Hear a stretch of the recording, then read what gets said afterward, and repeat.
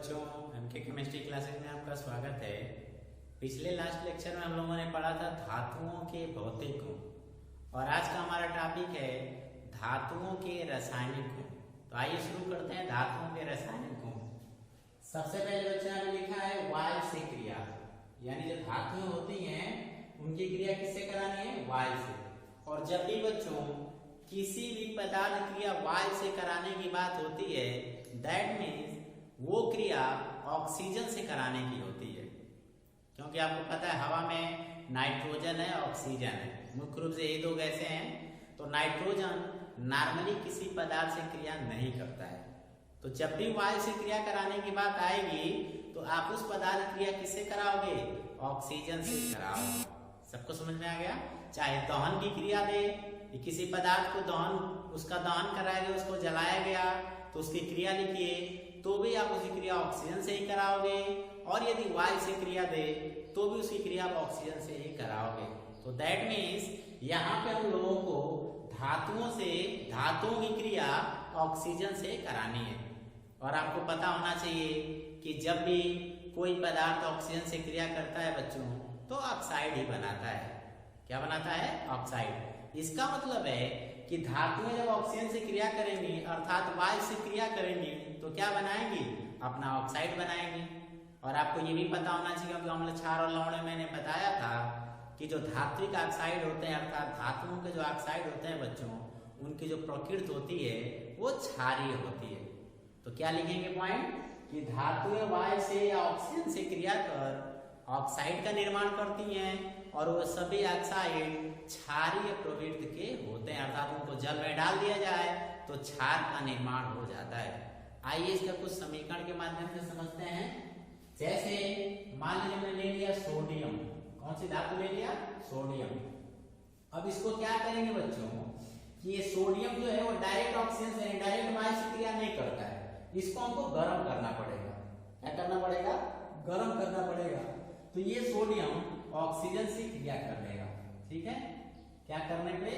गर्म करने पे।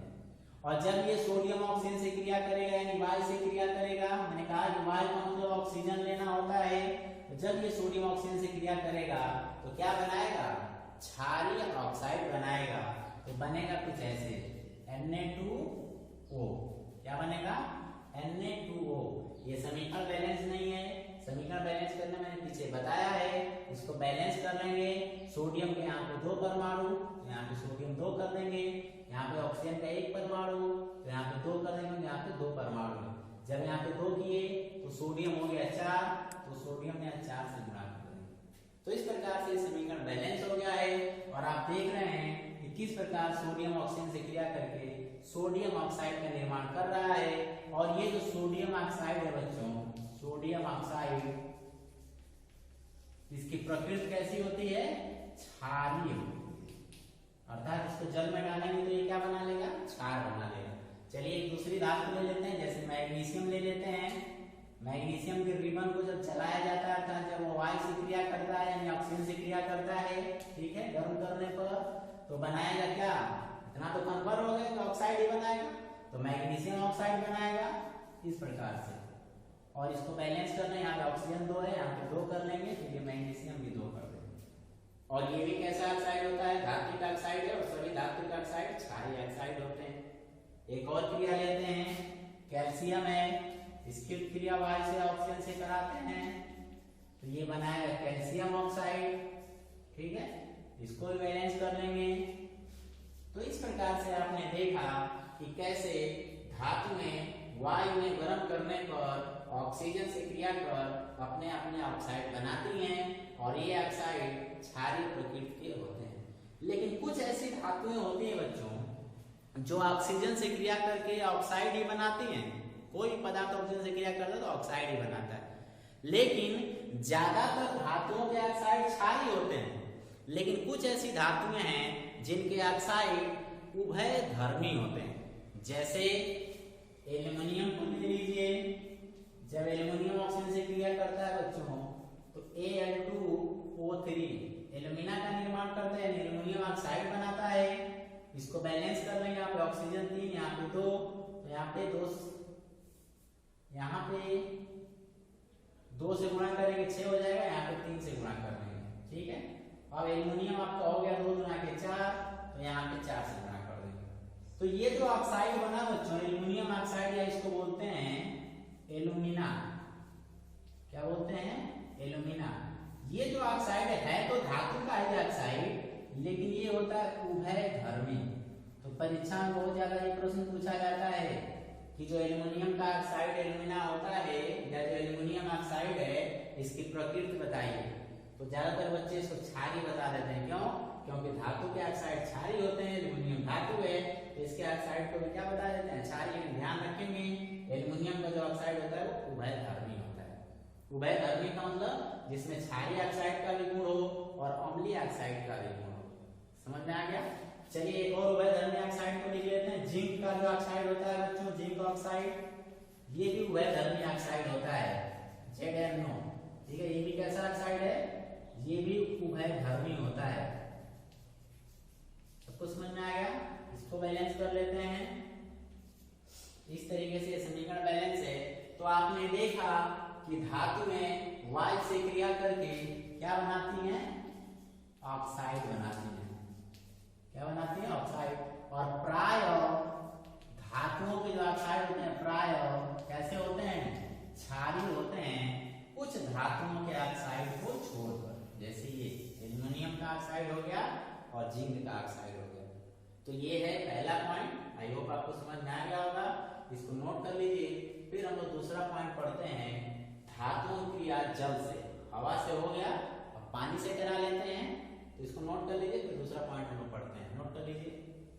चलिए दूसरा पॉइंट पढ़ते हैं, धातुओं की क्रिया जल से, यानी धातुओं की क्रिया जल से करानी है। क्या होता है बच्चों? इसके लिए पहले हम लोगों को जल के अणु की संरचना थोड़ी समझ लेनी होगी। पानी का अणु का सूत्र होता है H2O। एक्चुअल में ये H2O होता है बच्चों, इसमें 2 आयन होते हैं, hydrogen ion plus OH ion.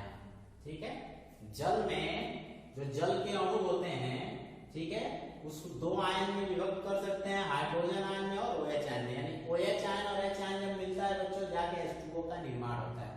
तो यदि आप इसको समझ गए, ठीक है, तो आपको धातुओं की क्रिया जल से बड़ी आसानी से समझ में आ जाएगी। तो आइए इसको कराते हैं। कोई धातु ले लिया, जैसे हमने ले लिया सोडियम। इस सोडियम को डाल देते हैं किसमें? जल, H2O में। ठीक है, तो एक्चुअल में आप इसको ना देखिए, इसको देखिए। इस पानी में 2 आयन, हाइड्रोजन आयन और OH आयन। तो होता क्या है कि जब सक्रिय धातुओं को, सभी धातुओं को नहीं, कुछ सक्रिय धातु, सोडियम, पोटेशियम, कैल्शियम, मैग्नीशियम, इस तरह की धातुओं को जब जल में डालते हैं बच्चों, ठीक है, तो होता क्या है कि ये धातु में जल में से जो ये हाइड्रोजन आयन है, इसको हटा के और इस OH आयन के साथ खुद जुड़ जाते हैं। ठीक है, तो होगा क्या, ये NaOH के साथ, पानी के आधे हिस्से OH के साथ जुड़ेगा तो बनाएगा NaOH। और जब ये हाइड्रोजन आयन अकेले हो जाएगा, तो हाइड्रोजन को जब भी अकेले लिखते हैं बच्चों, तो हम लोग H2 के रूप में लिखते हैं। और इस H2 को हम लोग बोलते हैं हाइड्रोजन गैस। क्या बोलेंगे? Hydrogen gas. और ये NaOH का, इसमें देखिए लास्ट में OH है, तो ये है क्षार। ठीक है, नाम होगा सोडियम हाइड्रोक्साइड। तो क्या निष्कर्ष निकला कि सक्रिय धातुओं को जब जल में डालते हैं, तो ये सक्रिय धातु में जल से हाइड्रोजन को, इस हाइड्रोजन को बाहर निकाल देते हैं। किस रूप में? हाइड्रोजन गैस के रूप में, तथा क्षार का निर्माण करती है। तो धातुएं जल से क्रिया करके क्षार और कौन सी गैस बनाती हैं? Hydrogen gas. क्या बनाती है? क्षार प्लस हाइड्रोजन गैस। तो ये 2 प्रोडक्ट बनते हैं जब धातु क्रिया, सक्रिय धातु क्रिया जल से कराते हैं। बहुत सारी धातुएं जो होती है वो ठंडे जल से क्रिया कर लेती हैं। बहुत सारी धातुएं होती हैं जिनको जल में डाल के उसको उबालना पड़ता है। ठीक है, सभी धातुएं ठंडे जल से क्रिया नहीं करती हैं। कुछ धातुएं ठंडे जल से क्रिया कर लेती हैं, जैसे सोडियम, और कुछ धातुएं गर्म जल से, या कुछ धातुएं भाप से क्रिया करती हैं। लेकिन सबके रिजल्ट ऐसे ही आता है, क्षार और हाइड्रोजन गैस का निर्माण होता है। एक और क्रिया देख लेते हैं, जैसे पोटेशियम है, इसको भी जल में डाल देते हैं, सेम चीज होगा। ये पोटेशियम इस जल में जो हाइड्रोजन आयन है उसको हाइड्रोजन गैस के रूप में निकाल देगा और इस OH के साथ खुद जुड़ जाएगा, तो बनेगा KOH प्लस H2। समझ में आ गया? ये समीकरण बैलेंस से चेक कर लेते हैं। सोडियम 1, हाइड्रोजन 2 और इधर हाइड्रोजन कितना हो गया 3, कितना हो गया 3, तो इसको कर लेते हैं 4 और इसको भी कर देते हैं 4। ठीक है, अब सब कुछ बैलेंस हो गया। सोडियम 2, हाइड्रोजन 2 गुना के 4, तो 2 और 2 4, ऑक्सीजन आपका हो गया 2, ऑक्सीजन हो गया 2। ठीक है, तो ऐसे समीकरण को बैलेंस, यदि समीकरण बैलेंस करना आपको नहीं आता है तो चैनल पे मैंने एक अच्छा सा वीडियो बना रखा है, इस समीकरण को कैसे बैलेंस करें। आप मैंने 3 तरीके बताए समीकरण को बैलेंस करने का, वहां पे जाके आप बड़ी आसानी से उसको देख सकते हैं। समझ में आ गया? चलिए एक इस समीकरण को देख लिया जाए। पोटेशियम 1, हाइड्रोजन 2, हाइड्रोजन यहाँ पे 3 है, उसी तरह ऊपर वाले की तरह इसको बैलेंस कर रहे हैं। समझ में आ गया? चलिए और देखिए रिजल्ट इसका भी, एक क्षार और हाइड्रोजन गैस।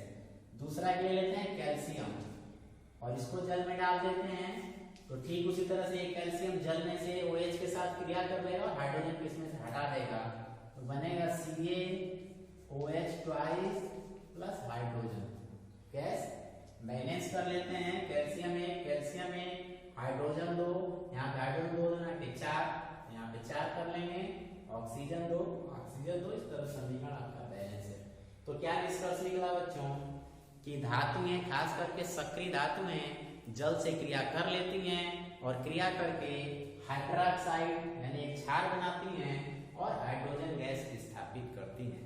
ये धातुओं की काफी फेमस प्रॉपर्टी है कि धातुएं जल से भी क्रिया करके हाइड्रोजन गैस देती हैं। और इसके बाद हम अगला गुण पढ़ेंगे धातु क्रिया अम्लों से, वहां भी देखेंगे कि धातुएं अम्लों से क्रिया करके भी हाइड्रोजन गैस देती हैं। ठीक है, तो अगला पॉइंट हमारा वही रहेगा, धातुओं की क्रिया अम्लों से। आप इसको नोट कर लीजिए, फिर उसको हम लोग पढ़ते हैं। नोट कर लीजिए, धातुओं क्रिया तनु अम्लों से, धातुओं क्रिया तनु अम्लों से। बच्चों जब धातु क्रिया तनु अम्लों से होती है तो बनता है लवण प्लस हाइड्रोजन गैस।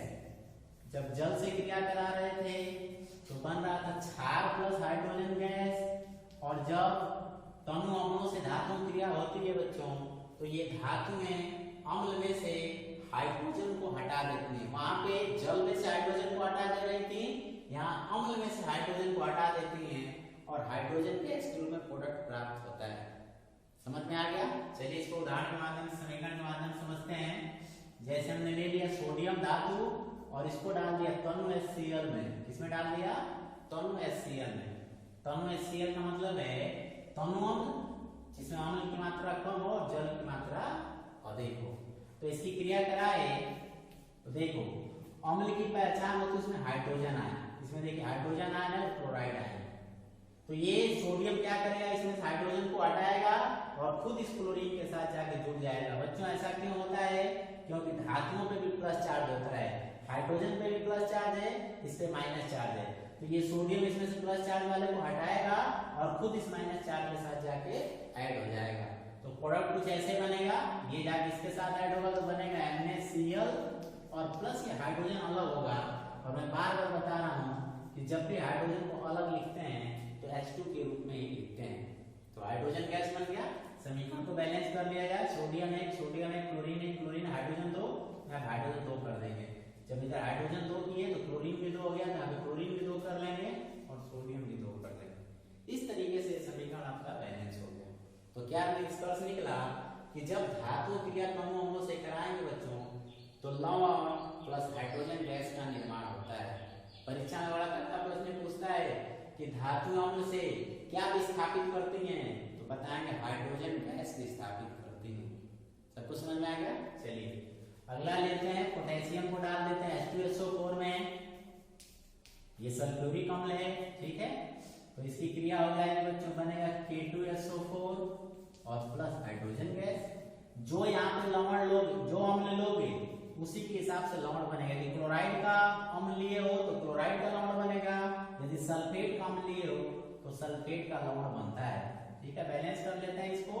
पोटेशियम इधर 2 है, इधर 1 है, यहाँ पे 2 से गुणा कर देंगे। इसके बाद हाइड्रोजन इधर 2 है, इधर 2 है, सल्फर 1 है, सल्फर 1, ऑक्सीजन 4, ऑक्सीजन 4। इस प्रकार से समीकरण बैलेंस है। एक और क्रिया कराते हैं, जैसे ले लेते हैं कैल्शियम को, कैल्शियम क्रिया Cl से करा देते हैं, बनेगा बच्चों CaCl2 प्लस H2। बैलेंस कर लिया जाए, इधर क्लोरीन तो है, यहाँ पे 2 से गुणा कर देंगे। इस प्रकार ये समीकरण बैलेंस है। तो आपने देखा कि कैसे धातुएं दोनों अणुओं से क्रिया करके लवण और हाइड्रोजन गैस का निर्माण करती हैं। देखिए सब में हाइड्रोजन गैस निकल रहा है, समझ में आ गया सबको। तो धातुएं 2 तरीके से क्रिया करके हाइड्रोजन गैस बनाती हैं, एक अम्लों से क्रिया करके और एक जल से क्रिया करके। सबको समझ में आ गया। चलिए अगला पॉइंट लेते हैं। अगला है बच्चों धातुओं की क्रिया, ठीक है, धातुओं की क्रिया क्लोरीन से। किससे? क्लोरीन से। बच्चों खास करके जो सक्रिय धातुएं होती हैं, सोडियम, पोटेशियम, कैल्शियम, मैग्नीशियम, इस तरह की जो धातुएं होती हैं वो क्लोरीन से, किससे क्रिया कराने की बात कर रहा है? क्लोरीन, Cl से। क्लोरीन से क्रिया कर आयनिक यौगिकों का निर्माण करते हैं, क्योंकि इलेक्ट्रॉन लेने वाला होता है, धातु इलेक्ट्रॉन लेने वाली होती हैं, और जब इलेक्ट्रॉन देने और लेने के लिए साझा होता है उसको, उस यौगिक को बोलते हैं बच्चों लोग आयनिक यौगिक। तो आयनिक यौगिकों का निर्माण करते हैं, अर्थात लवण का निर्माण करते हैं, ठीक है, और वो लवण वाष्पशील यौगिक के रूप में होते हैं। जैसे सोडियम ले लें, सोडियम की क्रिया क्लोरीन से करा दें बच्चों, क्लोरीन को हमेशा Cl2 के रूप में लिखते हैं, तो बनेगा NaCl। इसको बैलेंस कर लेंगे कुछ इस तरीके से। तो यहाँ पे जो नमक बना है बच्चों, ठीक है, ये कैसा यौगिक है? आयनिक यौगिक है। तो धातुएं क्लोरीन से क्रिया कर कैसा यौगिक बनाते हैं? आयनिक यौगिक। और प्रायः ये आयनिक यौगिक कैसे होते हैं? वाष्पशील होते हैं। जैसे नमक को खुले में रख दिया जाए तो धीरे धीरे वाष्प बन के क्या हो जाएगा? उड़ जाएगा। तो ऐसे पदार्थों को हम लोग कहते हैं वाष्पशील पदार्थ, ठीक है। एक और क्रिया ले लेते हैं, जैसे कैल्शियम की क्रिया की क्लोरीन से करा दें बच्चों, तो बनेगा CaCl2, और ये भी एक लवण है, ये भी एक लवण है, और आयनिक कैसे हैं दोनों? आयनिक, क्योंकि जो लवण होते हैं वो प्राय आयनिक यौगिक के रूप में ही होते हैं। तो आई होप आपको धातुओं के रासायनिक गुण समझ में आ गया होगा। हमने अब तक कुल 4 रासायनिक गुण पढ़े हैं। पहला वायु से क्रिया, उसमें मैंने बताया था कि ऑक्सीजन से क्रिया करानी होती है, तो परीक्षा में ऐसे पूछ दे कि धातुओं क्रिया ऑक्सीजन से, तो वही वायु वाली जो क्रिया थी वही सेम आप लिखोगे।